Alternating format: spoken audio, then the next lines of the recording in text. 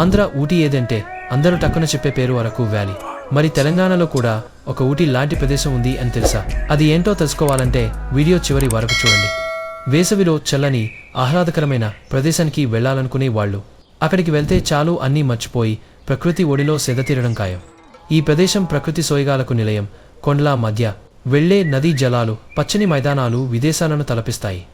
హైదరాబాద్ నుంచి కేవలం 130 కిలోమీటర్లు దూరంలో ఉండే ఈ ప్రాంతం పేరు బొట్టంగుట్ట. జహీరాబాద్ నుంచి 20 కిలోమీటర్ల దూరం ప్రయాణించగానే అద్భుతమైన అందాలు ఆహ్వానం పలుకుతాయి. చుట్టూ పచ్చటి మైదానాలు, చెట్లు, వాటి మధ్యలో మట్టి రోడ్డు జర్నీ ఇదో చిన్నపాటి సాహసయాత్రలా ఉంటుంది.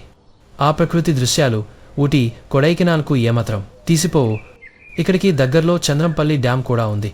వీకెండ్ ట్రిప్కు దగ్గరలో ఎక్కడికైనా వెళ్లాలంటే బొట్టంగుట్ట బెస్ట్ డెస్టినేషన్.